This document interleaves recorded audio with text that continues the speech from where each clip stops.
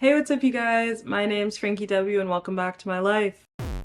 You would never believe that I got this shirt from the kids section of Annabelle's Book Club LA, but I did. Today's video is actually a really fun one because I wanted to share with you my summer TBR. Even though summer officially starts June 20th or 21st every year, I think all of June counts as summer, and I call myself a summer baby. With that being said, I wanted to talk about the books that I wanted to read this summer, also kind of leading into the fall because summerween is happening and then right after spooky season, so kind of getting myself prepared is great timing. I'm not doing these in any particular order. I'm kind of doing them from least heavy to most heavy because I held the stack up for the thumbnail, so the hardcovers are at the bottom on the floor, so don't look at me, guys. There's no preference.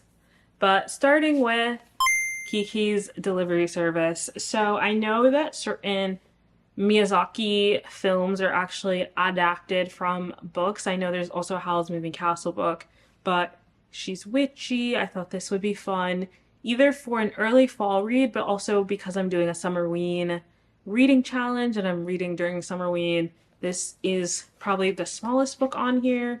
It's only 193 pages, so I feel like I could get this done really fast. I say that, but I have been in a slight book slump, so who knows if this is true.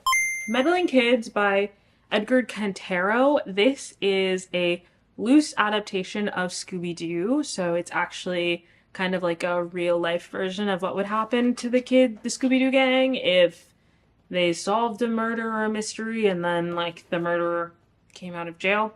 I don't remember exactly why I bought this book a couple years ago. It was 100% because it's Scooby-Doo inspired, but I don't know if I was doing a reading challenge or something like that.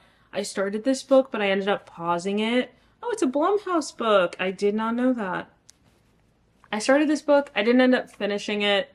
Not a DNF, but honestly, like a soft pause. I don't even think I made it 20 pages in. I really liked it. I know that for a fact. I just didn't think, I was reading it in like May or something, and I was like, these aren't fitting the vibes of spring because it's a little dark and spooky. Another dark and spooky book, we have The Really Dead Wives of New Jersey by Astrid Dahl. I found this book at the LA Times Festival of Books at Annabelle's Book Club LA.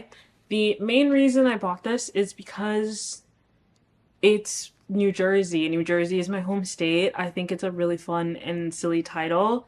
It kind of gives like Jersey Shore or like some other type of reality show with wives and stuff. Yeah, it spoke to me, being kind of like murder mystery-esque. Raiders of the Lost Heart by Joe Seguera.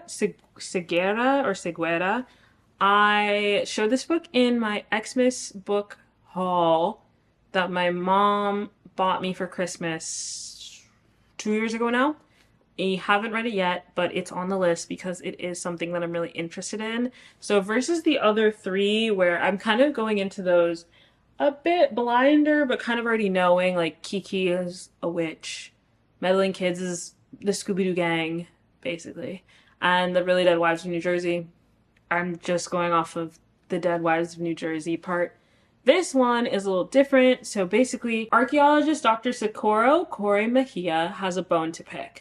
Literally. It's been Corey's life goal to lead an expedition deep into the Mexican jungle in search of the long-lost remains of her ancestor Chimali, an ancient warrior of the Aztec Empire. When she is invited to join an all-expenses-paid dig to do just that, Corey is sure it's too good to be true. And she's right. As the world-renowned expert on Chimali, Corey should, by rights, be leading this quest, not sharing the glory with her disgustingly handsome nemesis. But Dr. Ford Matthews has been finding new ways to best her since they were in grad school. Ford certainly isn't thrilled either. With his life in shambles, the last thing he needs is a reminder of their rocky past. But as the dig begins, it becomes clear they'll need to work together.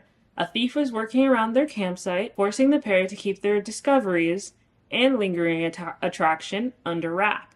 With money-hungry artifact smugglers, the Mexican authorities, and the lies between them closing in, there's only one way this will all end: explosively.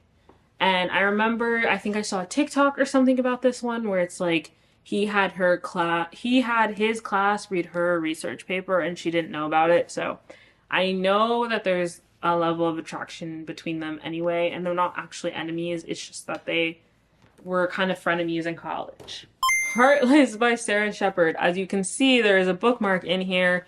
This is Pretty Little Liars book 7. 1, 2, 3, 4, 5, 6, 7. Yes, this is book 7. I would love to finish Pretty Little Liars this year, and I say that every year, and it's so crazy. I pick these books up, and I can't put them down, and I read them so fast, but the minute I put them down, I forget they exist. I don't know why. It's a really good series. I really like it, so I don't know why that's like so complicated for me, but I would love to finish book 7 and book 8 so I can read book 9, or book 8.5, which is Allie's Pretty Little Liars. And there's like a whole 9, 10, 11, 12, 13, 14, 15, 16. There's a lot of books in this series. So I'd love to like crush this. Next book is Under Lock and Key by Lana Ferguson, which is really funny because low key, it's about a girl in the Loch Ness Monster by inference. It's Scottish. She has the same last name as my best friend. I think those are all reasons to read the book. The Taking of Jake Livingston, another book that has a little sprout in it. I am 50 pages in.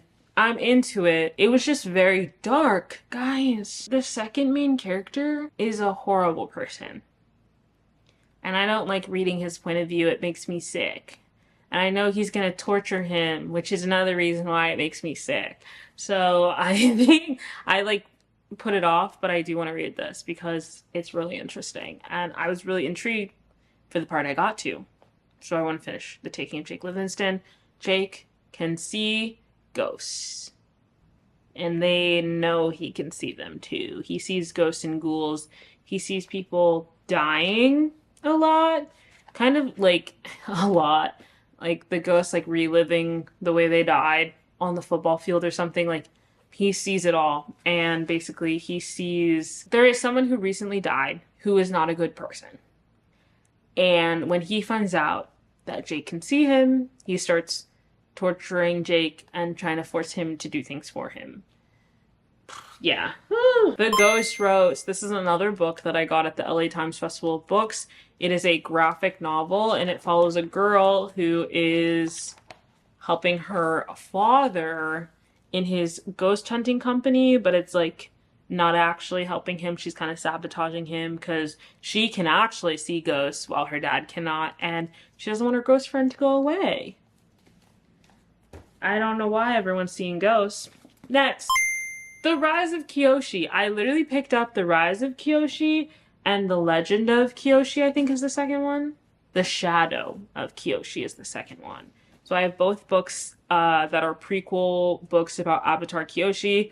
If you don't know who Kyoshi is, she is one of the previous avatars in Avatar The Last Airbender, the animated TV series. So there are prequel books about their experiences. There also are sequel books / graphic novels about their adventures before Korra. So the only thing that the TV show has is like Aang as the Avatar, and then years later Korra as the Avatar. We know before Aang was Roku, and we know before Roku was it Kyoshi, or was there someone else in between them? I have to look that up. But Kyoshi is one of the great avatars of the series that we know was like a legend, and it's basically kind of showing before she was a legend and who she was before people knew she was the Avatar. And I started reading this. I'm 24 pages in. I'm hooked, actually. I really need to know what happens next. And yeah, very excited. I can't believe it. There's 2 books and I have both, so I can really just lock in.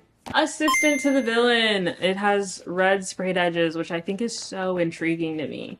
Sierra bought me this book for Christmas 2 years ago, and everyone talks about this book, and I know there's a sequel, so I am very interested in reading it. For those who don't know, the main character becomes the assistant to an evil person kind of to survive and have money. And then I think she slowly begins to start in falling in love with him. And it's really interesting. With ailing family to support, Evie Sage's employment status isn't just important, it's vital. So when a mishap with Renadon's most infamous villain results in a job offer, naturally she says yes. No job is perfect, of course, but less so when you develop a teeny crush on your terrifying, temperamental, and undeniably hot boss. Don't find evil so attractive, Evie. But just when she's getting used to the severed heads suspended from the ceiling and the odd squish of an errant eyeball beneath her heel, Evie suspects this dungeon has a huge rat, and not just the literal kind. Ooh. Because something rotten is growing in the kingdom of Renadon, and someone wants to take the villain and his entire nefarious empire out. Now Evie must not only resist drooling over her boss, but also figure out exactly who is sabotaging his work and ensure he makes them pay. After all, a good job is hard to find. And yeah, that just sounds so fun. Oh my god. The voice crack was crazy. You're welcome. Sunrise on the Reaping by Suzanne Collins. This is book number 5 in the Hunger Games series / in order. This would be number 2 after The Ballad of Songbirds and Snakes, but book 5 to be released. This is following Haymitch Abernathy's games. Haymitch is Katniss's mentor and the only District 12 winner that we know about. Read Ballad of the Songbirds and Snakes. He's the only District 12 winner of the games ever, so he trains Katniss and Peeta for their Hunger Games, and basically this is learning his backstory. If you've read The Hunger Games versus watching it, you kind of already know how brutal and bloody Haymitch's game is, but for those who don't, Haymitch's game was actually a quarter quell. And while the quarter quell in Catching Fire is the 75th, and it's like, oh, actually, we're gonna reap the victors. The victors have to go in again, which, psychotic. Instead, Sunrise on the Reaping, this is the 50th Hunger Games, so much closer in timeline, because I think Ballad of Songbirds and Snakes is the 10th. So it's the 50th Hunger Games, and for that quarter quell, President Snow... Is it President Snow at the time? Yeah. President Snow and the game makers have decided that they are going to reap twice the amount of people. So instead of it being 24 tributes, it's 48, and it's 2 girls and 2 boys from every district, which is sick. And for those who've never read The Hunger Games, which... why not? Why not? The Hunger Games is a book series by Suzanne Collins, which is a commentary on society. It's a YA dystopian novel, and it focuses on systems put in place by the government and all that jazz, but it's kind of played out in a arena type game where the rich, aka the capital, punish the other citizens and districts, which are like poorer the more you get out. So there's 12 districts, 1, 2, 3, all the way to 12. 12 is the poorest district, and there used to be 13 until they killed them. And basically, every year, on a specific day, to punish the districts for the rebellion that they caused before, they have this Hunger Games. And yeah, I don't know what else to say, guys. It's a really good book series, and you should read it. The Weight of Blood by Tiffany D. Jackson.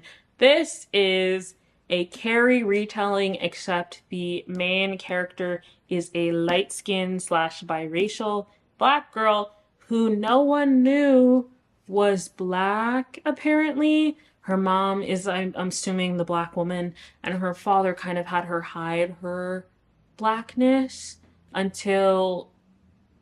I guess she gets sprayed with water and her curly hair is seen and everyone's like, oh, she's black. That's all I know. Her dad is racist. She gets obviously tortured at one point or another. I don't know if it's going to be like the locker room scene in Carrie. I don't know. But I do know is everyone at the end is like, she snapped, like she's the villain because she will have her Carrie moment and exact revenge. And it's what they deserve. And it's what they deserve, you know?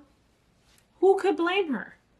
Look what you did to the queen. Like, come on, guys. We have Wings of Starlight by Alison Saft. This is a story, I think I mentioned this in a video. And if not, the quickest of quick synopsis is that these two are the leaders of the fairy world in the Tinkerbell series, right? And Tinkerbell, one, she's a Tinker Fairy, she's establishing and she's figuring out if she likes that or not. Two, a little bit of the same, and she goes to some junk island to find things. Three, there's a pirate. Four, there's a Never Beast, or the Never Beast comes after. And 4 or 5, Never Beast and Secret of the Wings. In Secret of the Wings, we find out that Tinkerbell has a secret twin sister. Gasp.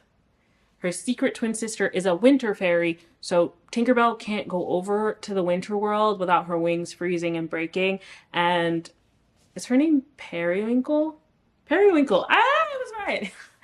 Hey, I don't know why I still know all my Tinkerbell lore, but Periwinkle, Tinkerbell's twin sister, cannot go into the regular fairy world without her wings, like, melting and breaking because she's so used to the frigid air, the hot air would, like, crunch up her wings. I don't really get it. But basically, the reason the winter fairies are not allowed to hang out with the regular fairies and the regular fairies aren't allowed to hang out with the winter fairies are because of these two. Because these two met and fell in love and his wing is broken. Sorry guys, not really a spoiler because it's in the movie, but the reason it's forbidden love, it's a forbidden love story and it's a prequel to what will happen in the Tinkerbell movie. So it's gonna be a sad ending. Sad ending. And I'm preparing myself for that. But, like, look at him. Look at her. She's the queen of fairies, and he's the leader of the winter fairies, and, oh, like, it's so sad.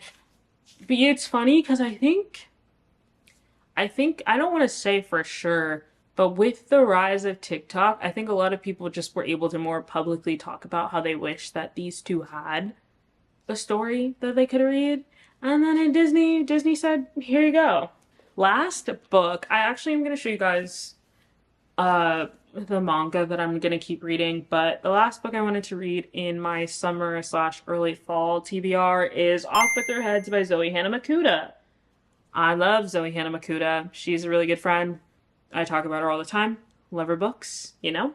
And this is the 3rd book that she published, and then The Coven Tendency came out this year. It is a sapphic retelling of Alice in Wonderland.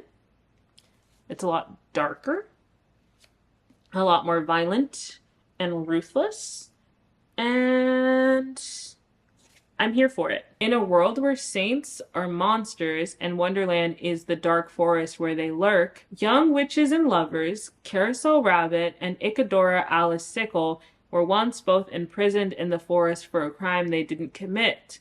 But their freedom came at a devastating cost. Now, 5 years later, Caro is a successful royal saint harvester living the high life in the glittering capital and pretending not to know of the twisted monster experiments that our beloved Red Queen hides deep in the bowels of the palace. But for Ica, the memory of Caro's betrayal has hardened her from timid girl to ruthless hunter, a hunter who will stop at nothing to exact her vengeance. On Caro, on the Queen, on the throne itself. But there is a secret about the saints the Queen's been guarding, and a volatile magic at play even more dangerous to Ica and Caro than they are to each other. And a volatile magic at play even more dangerous to Ica and Caro than they are to each other. Fierce, fantastical, and utterly uncanny, this Korean-inspired reimagining of Alice in Wonderland by Zoe Hanamakuta will send readers down a dizzying rabbit hole into a world drenched in blood and betrayal. Come on. That didn't make you want to read it. That didn't make you want to read it, guys. Zoe has hit after hit. I'm already calling it a hit and I haven't read it yet. But yeah, I read Gear Breakers and God Slayers, which is her duology with mecha robots. This is her YA horror, Alice in Wonderland retelling. And then she also has The Coven Tendency, which I believe is about witches. That's what covens are for. So I'm saying witches prematurely, but that book is in my PA home. The last thing that I want to talk about in this video is kind of show. I have My Hero Academia volume 13. And I also have Momote Lollipop volumes 1, 2, and 3. I would love to read 13, 14, 15. I would like to keep going. We're about to get to the Chihisaki storyline, which is one of my favorites. So we're about to meet Eri, and we're also about to have Shinzo like full time in the book. And then Momote Lollipop. I mentioned this in my birthday vlog that comes out before this, but this is the first ever anime I ever watched. This versus the other anime I watched for the first time was the wholesome one. The other one turned me off from anime for a while, but Momote Lollipop is Save Me Lollipop. It is a 1-season anime. Similar to Ouran High School Host Club, where like it only has 1 season, but there's a bunch of stories. Oh my god. Folded page, excuse you. But these are the first 3. Sierra got these for me for my birthday, so I'm so excited to read these. And then also continue buying them because what the heck, I love these so bad. And yeah, these are the 2 mangas that I'll be reading this summer into fall. Okay guys, so that is my summer TBR. Those are the books I want to read, not just because summer vibes, but also summerween vibes. And then we're going right into fall. And in California, fall is still a little warm. So I'm giving myself some time to read these. I don't even know how many books this is. This is 1, 2, 3, 4, 5, 6, 7, 8, 9, 10, 11, 12, 13, 14. We count this one 15. We count. I'll count one of these 16. So those are the 16 books that I would love to read this summer / fall time. I know I'm not gonna read all of these, but I'm going to make an attempt. Thank you so much for watching. I'll see you guys in my next video. Bye!